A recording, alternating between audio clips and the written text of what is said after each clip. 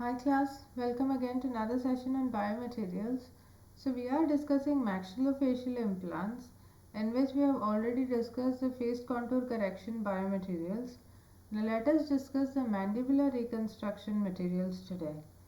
So for mandibular reconstruction, you have materials such as the tyconium and the vitalium, which are bioinert and used in large reconstructions for its strength because it's very strong.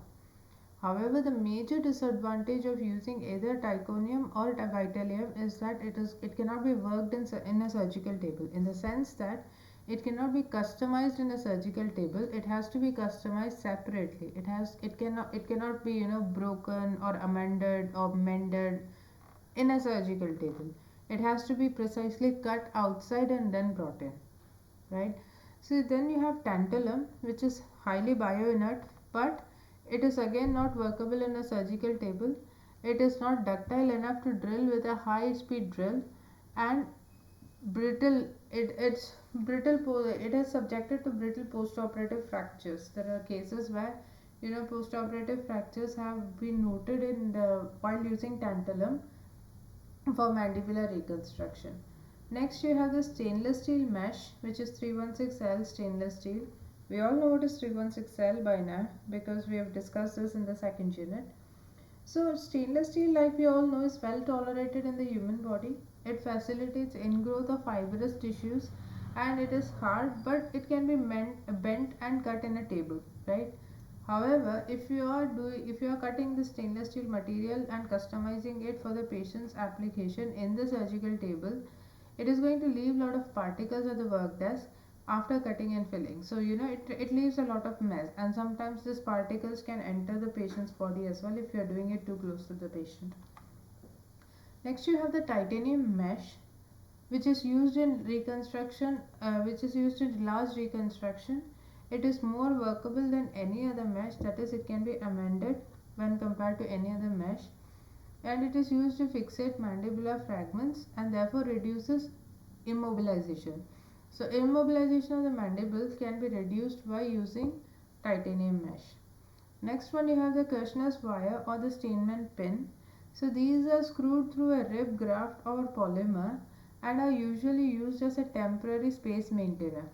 However, it migrates through the bone. It is not very workable at the surgical table. It is again not ductile enough to drill with a high speed drill, and it is brittle, and it is also subjected to brittle postoperative fractures. Now, lastly, we have the temporomandibular joint reconstruction, and this joint reconstruction is performed under following conditions. First of all, if you have chronic hypomobility, which is ankylosis, and then you have a chronic hypermobility, which is the dislocation of the joint, and then if you have arthritis of the temporomandibular joint, degenerative joint diseases such as osteoarthritis, inflammatory joint diseases such as rheumatoid arthritis, and then you have infection and metabolic diseases, deformity secondary to trauma, which includes ankylosis or dislocation, and lastly growth deformity, both hyper and hypoplasia. Under all these conditions, if an individual can undergo temporomandibular joint reconstruction. So the materials used are fascia lata or dermis, which is primarily used for ankylosis patient you are following arthroplasty, right? And then you have autogenous costochondral graft, and the metatarsal joints are used in reconstruction of total exercised or absent condyles in patients in children with ankylosis or agenesis, right? So if the condyles are absent in children, like if it's a growth defect, then you can use costochondral grafts or the metatarsal bones for reconstruction of temporomandibular joint.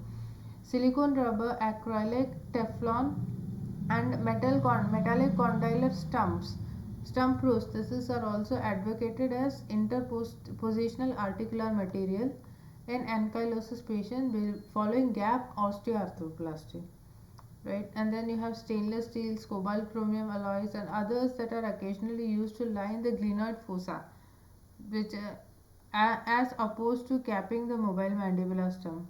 So instead of capturing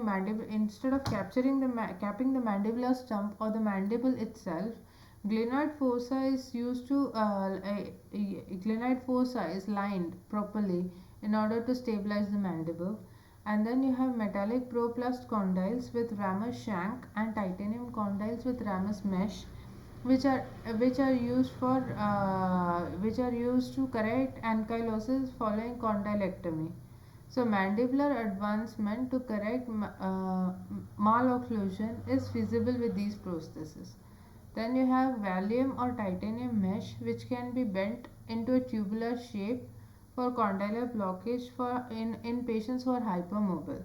So if there is a hypermobile patient, like if there is a dislocation, then this Vitalium or titanium mesh can be used to correct that. Lastly, we have the silastic or proplast composites, which are used in painful arthritis patient following condylar shave or high condylectomy.